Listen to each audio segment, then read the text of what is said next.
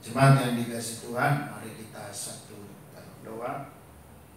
Terima kasih untuk saat ini berikan kami hati yang siap mendengar firman-Mu. Tuhan memberkati, menguduskan, dan melayakkan kami untuk menerima firman dalam nama Yesus. Haleluya. Amin. Jemaat yang dikasihi Tuhan, hari-hari ini adalah hari kita menantikan peristiwa Pentakosta, di mana seluruh gereja merayakannya. Sebabnya saya akan bicara tentang karya Roh Kudus. Dalam Yohanes pasal 14 ayat 16 sampai ayat yang ke-17, firman Allah berkata, "Aku akan minta kepada Bapa, dan Dia akan memberikan kepadamu seorang penolong yang lain, supaya Ia menyertai kamu, Ia menyertai kamu selama-lamanya, yaitu Roh kebenaran. Dunia tidak dapat menerima Dia, sebab dunia tidak melihat Dia dan tidak mengenal Dia. Tetapi kamu mengenal Dia, sebab Ia menyertai kamu dan akan diam di dalam kamu." Jemaat Tuhan yang dikasihi Tuhan, semua orang dalam hidup ini perlu pegangan hidup dalam hidupnya. Kita bisa lihat pada saat-saat ini bagaimana orang yang kehilangan pegangan hidup dalam hidupnya ketika pada pandemi ini orang banyak sekali yang di PHK. Maka terlihat seolah-olah mereka kehilangan kendali.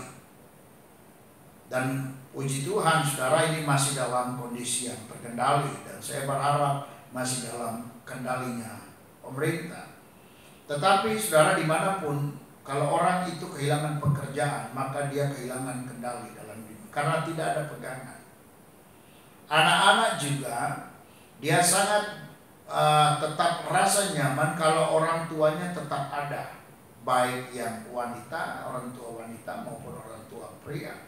Mereka rasa nyaman karena mereka melihat ada orang yang menjadi pegangan hidupnya, yaitu orang tuanya. Kita bisa mengetahui ketika anak-anak itu kalau dari masa kanak-kanak dia ditinggalkan orang tua, maka perjalanan hidupnya biasanya kehilangan kendali.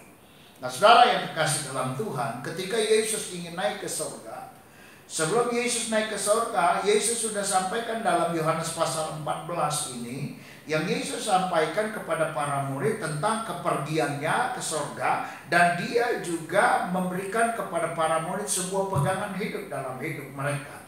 Karena apa? Karena para murid akan menjalani visi Allah. Jadi dalam menjalani visi Allah, para murid perlu pegangan. Dan saudara yang dikasih, sama seorang pendeta, kalau dia ingin melayani di sebuah gereja menjadi gembala sidang, maka dia harus punya pegangan. Seorang gembala sidang ada legitimasi dari sidang sinode, dari sinode. Seorang gembala sidang ada legitimasi, seorang pendeta ada legitimasi dari sebuah sinode. Apa jadinya kalau Anda memberitakan firman Allah, kalau saudara memberitakan firman Allah, kependetaan saudara, keevangelisaman saudara tidak dilegitimasi oleh sinode. Walaupun Anda mampu memberitakan firman Allah, walaupun Anda lebih cakap memberitakan firman Allah, tapi tidak ada legitimasi, maka sepertinya Anda seorang pelayan yang kehilangan pegangan. Nah, saudara, Yesus Kristus, saudara yang kekasih dalam Tuhan, Yesus Kristus, dia memberikan pegangan kepada para murid, yaitu tentang Roh Kudus. Dan sebabnya pegangan ini menjadi sesuatu yang menjadi kekuatan bagi mereka di dalam mereka meneruskan visi dan misi Allah yang Yesus tawarkan kepada mereka. Roh Kudus sangat penting bagi kita juga, karena bukan saja pegangan hidup bagi para murid dalam melayani, tetapi sebagai personal dalam kehidupan kita sebagai gereja, Roh Kudus juga sangat penting. Roh Kudus bukan hanya menjadi pegangan hidup bagi para murid, tetapi Roh Kudus juga menjadi pegangan dalam kehidupan kita. Saudara yang kasih dalam Tuhan, yang menjadi persoalan, apakah saat ini gereja masih menganggap Roh Kudus itu menjadi pegangan dalam hidupnya? Apakah saat ini gereja atau orang percaya masih menganggap bahwa Roh Kudus menjadi pegangan bagi hidup orang percaya? Atau apakah orang percaya masih membutuhkan Roh Kudus atau sudah tidak lagi? Jangan-jangan Roh Kudus hanya menjadi sebuah simbol bagi gereja. Logo-logo gereja selalu ada simbolnya. Roh Kudus, burung merpati. Dan tidak sedikit karena itu semua akibatnya Roh Kudus hanya menjadi simbol. Saya dengan khotbah ini menyampaikan supaya kita mengembalikan, mereposisi posisi Roh Kudus dalam diri kita, supaya kita mengerti bahwa Roh Kudus sangat penting dalam diri kita.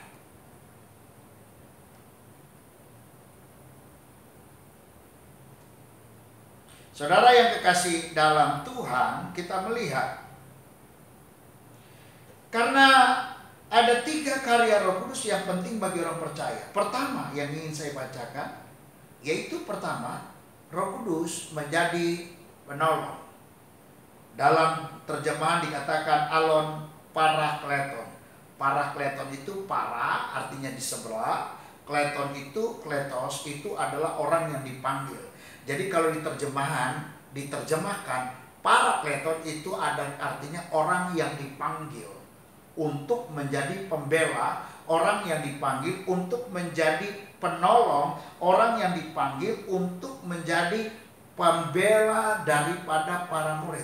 Karena para murid akan meneruskan visi Allah, para murid akan menjalankan visi dan misi Allah, maka mereka untuk memiliki confident, kepercayaan diri di dalam menjalankan visi dan misi Allah ini, mereka membutuhkan parakleton untuk menjadi pembela.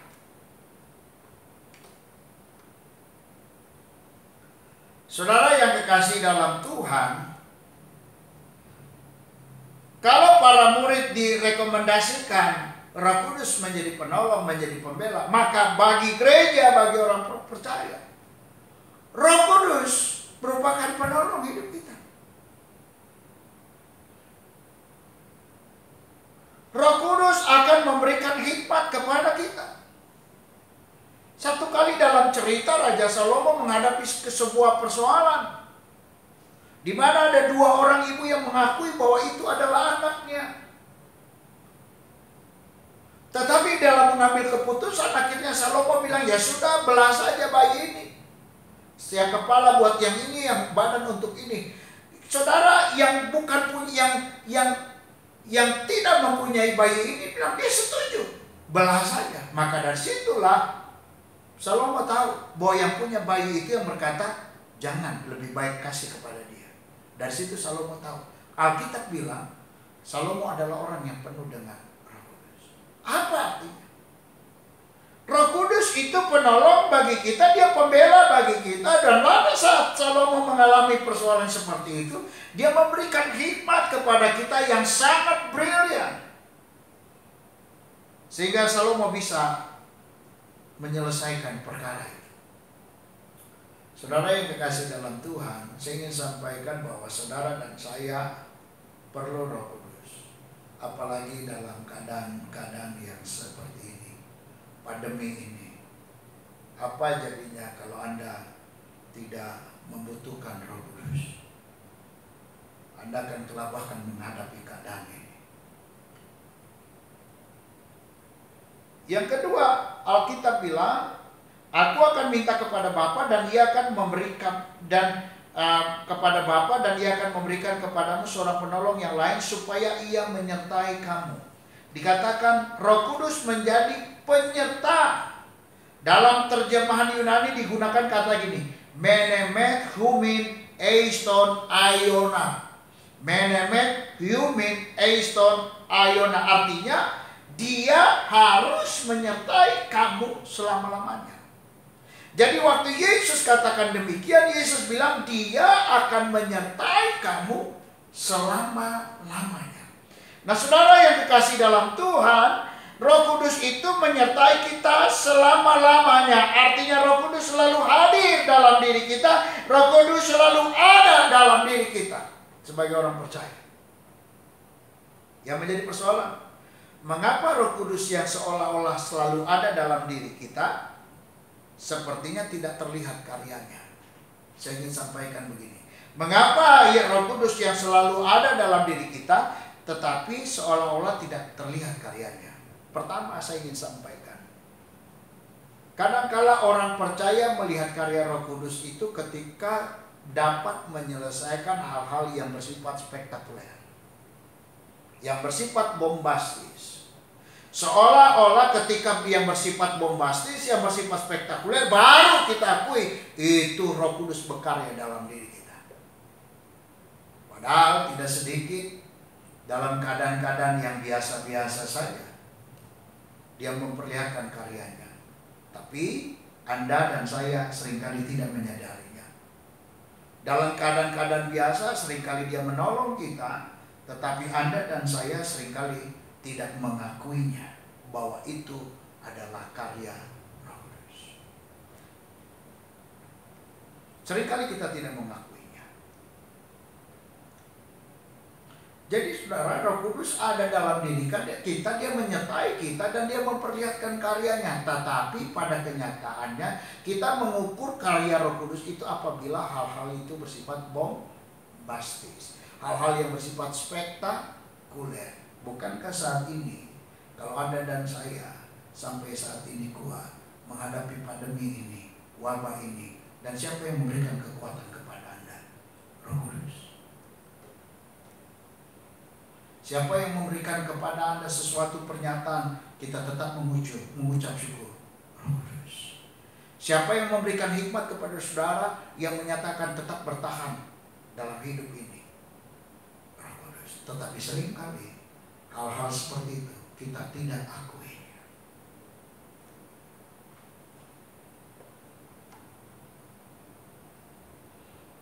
Mengapa Roh Kudus yang ada dalam diri kita tetapi seolah-olah tidak terlihat karyanya?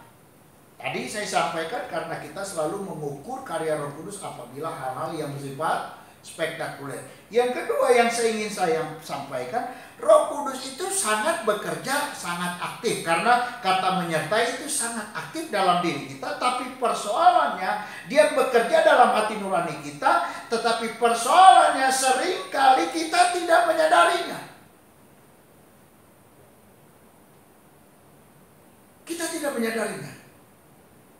Saya ingin berikan sebuah contoh saja. Berapa kali Roh Kudus bekerja di dalam hatimu ketika engkau awal bulan, Roh Kudus bilang kembalikan yang Tuhan punya. Dan engkau dan saya seringkali mengeraskan hati dan tidak sedikit membungkam suara ini, dan engkau dan saya seringkali mencari apologetika, pembelaan dari pemberitaan firman Allah yang berbicara tentang 1/10 ini. Sebenarnya Anda sedang menyembunyikan suara Roh Kudus dalam hatimu. Engkau dan saya tahu benar bahwa itu adalah kebenaran, tetapi disembunyikan sehingga tidak terlihat. Firaun pernah melihat 10 mujizat. Dengan sebuah pernyataan dari Firaun, boleh keluar bangsa Israel. Tetapi Firaun selalu mengeraskan hati, tidak berikan keluar kepada bangsa Israel. Firaun selalu mengeraskan hati, tidak berikan keluar kepada bangsa Israel. Apa jadinya?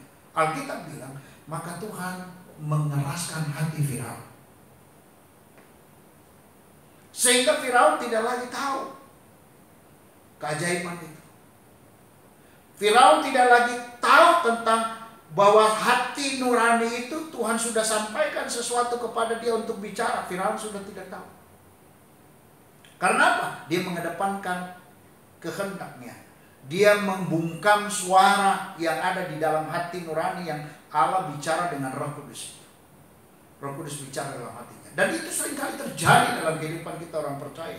Roh Kudus berbicara kepada kita.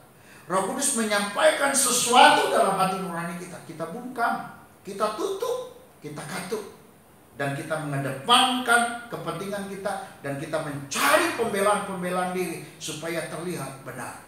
Padahal saya ingin pastikan Anda yang dengar ini firman Allah, bukankah suara Roh Kudus yang bekerja dalam hatimu, tapi engkau bungkam Jangan sampai satu kali Anda tidak lagi bisa mengerti Roh Kudus bekerja dalam hidup.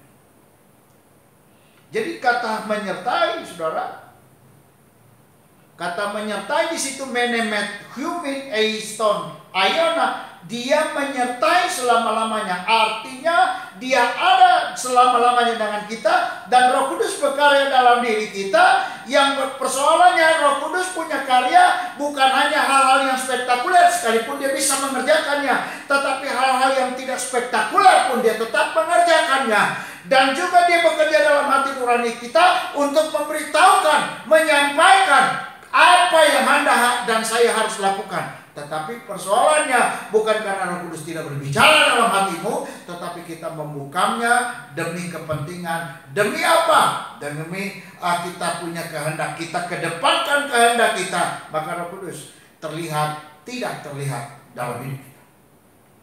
Jadi dia menyertai. Yang ketiga, Roh Kudus mendiami. Dalam terjemahan Yunani kain humin et ai, dia akan berdiam. Apa maksud Yesus Roh Kudus akan berdiam dalam para murid? Begini saudara, karena pada saat itu kita bisa melihat bahwa pelayanan dari para murid menghadapi tantangan, dan tantangan terbesar adalah Yudaisme. Maka para murid mengalami penolakan. Maka Roh Kudus berdiam. Tujuannya apa? Supaya kalau Roh Kudus ada di dalam diri mereka, kalau Roh Kudus tinggal di dalam diri mereka, maka mereka memiliki karisma, mereka memiliki dunamis, mereka memiliki sesuatu yang hebat. Kita ingat dari Kisah Para Rasul pasal 3, ketika Petrus sudah berbicara, 3.000 orang dimenangkan. Ketika Petrus sudah berbicara, dia bilang, emas dan perak tidak ada padaku, demi nama Yesus maju dan berjalanlah. Itulah sebabnya kalau kita bisa melihat, kalau Roh Kudus berdiam dalam diri kita, karisma kita berbeda, pernyataan kita berbeda, kuasa yang kita miliki pun berbeda. Itu sebabnya kita bilang dunia tidak dapat mengenalnya, dunia tidak dapat menerimanya, dunia tidak bisa mengenal dia. Kenapa? Karena dunia tidak percaya itu. Kenapa? Karena dunia tidak diizinkan untuk mengenalnya. Kenapa? Karena dunia tidak punya kemampuan untuk mengenalnya. Dunia tidak bisa mengenalnya. Hanya Anda dan saya yang diberikan kemampuan untuk mengenalnya. Saudara yang kekasih dalam Tuhan, menjadi sebuah kesimpulan bagi kita.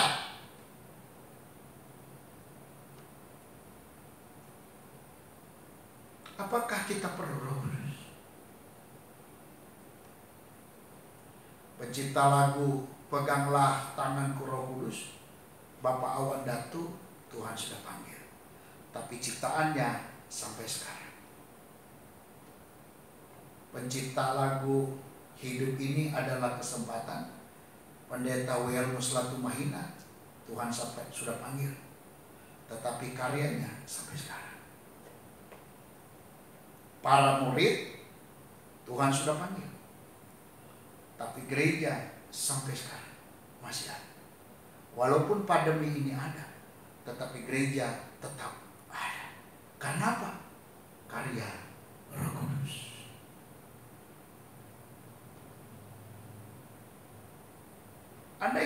Anda dan saya ingin kuat dengan kekuatan Anda tanpa kebutuhan, tanpa pegangan hidup yang namanya Roh Kudus untuk diam dalam hidup, untuk menyertai kamu, untuk menjadi penolong.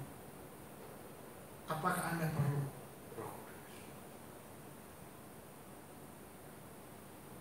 Dunia tidak kenal, tapi Anda dan saya diizinkan mengenal. Dunia tidak punya kemampuan untuk mengenal Roh Kudus. Tetapi Anda dan saya diberikan dispensasi oleh Allah, dispensasi oleh Yesus untuk dapat mengenalnya. Menjadi pertanyaan, benarkah Anda dan saya mengenalnya? Atau Roh Kudus tinggal menjadi simbol dalam hidup?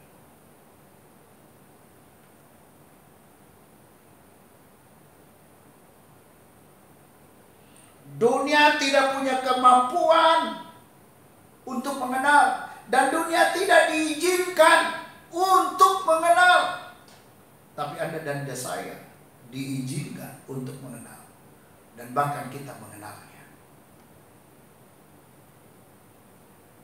Apakah kita perlu mengalami yang namanya dipenuhi Roh Kudus? Saudara yang kekasih dalam Tuhan, dalam situasi yang sulit ini, gereja sedang diobok-obok oleh pandemi ini. Tapi saya ingin sampaikan kepada saudara, ketika gereja tetap mengandalkan Roh Kudus, kita tetap pegang Roh Kudus, maka kita akan melihat gereja akan tetap berjalan, dan gereja akan hadir lagi setelah pandemi ini, dan kelihatan akan ada pergolakan dan ada pertumbuhan, akan ada gejolak pelayanan yang lebih luar biasa setelah pasca pandemi. Kenapa? Karena Roh Kudus.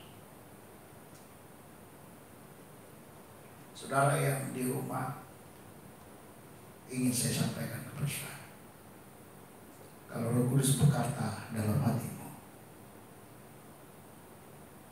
biarlah engkau memiliki kepekaan itu, dan tunduklah kepada karya Roh Kudus. Kalau pada saat ini engkau mendengar firman Allah, dan Roh Kudus sedang bekerja dalam hatimu, berkarya dalam hatimu, dengarlah dan lakukanlah. Engkau kenal benar suara itu, karena hanya kita yang diizinkan mengenalnya. Kalau engkau mengalami kesulitan dalam hidup ini, dalam pandemi ini, jadikan Roh Kudus pegangan hidup. Kalau dia menjadi pegangan hidup, dia akan berikan hikmat, dia akan berikan kekuatan, dia akan memberikan kemampuan. Alkitab bilang, tetapi kalau Roh Kudus turun atas kamu, kamu akan menerima kuasa. Kiranya Tuhan memberkati. Mari kita berdoa. Terima kasih untuk firman Tuhan yang sederhana ini pada pagi hari ini. Tuhan, jemaat-Mu perlu Roh Kudus dalam hidup mereka, untuk menguatkan, memberikan semangat, kegairahan dalam hidup, menghadapi pandemi, sehingga mereka punya pegangan hidup. Karena hanya dengan Roh-Mu yang memberikan penolongan, yang memberikan pertolongan, dan Roh-Mu itu diam serta menyertai kami. Terima kasih untuk firman. Kalau ada yang lemah, Tuhan kuatkan. Kalau ada yang susah, Tuhan hiburkan. Dan kalau ada yang sakit, Tuhan sembuhkan. Di dalam nama Tuhan Yesus Kristus, nama di atas segala nama, nama yang sudah mengajar kami berdoa. Bapa kami yang di surga, dikuduskanlah nama-Mu, datanglah kerajaan-Mu, jadilah kehendak-Mu di bumi seperti surga. Berikanlah kami pada hari ini makan kami secukupnya, dan ampunilah kesalahan kami, seperti kami juga mengampuni orang yang bersalah kepada kami.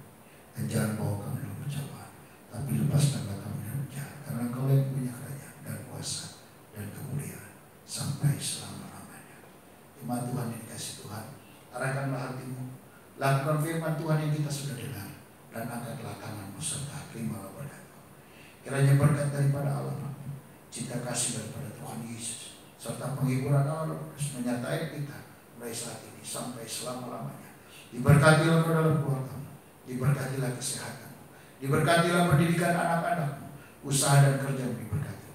Dan biarlah Engkau dia akan menjadi kepala dan bukan ekor, naik dan bukan turun. Di dalam nama Tuhan Yesus Kristus. Haleluya. Amin. Untuk jemaat yang dikasihi Tuhan, selamat hari Pentakosta, dan Tuhan Yesus memberkati. Amin.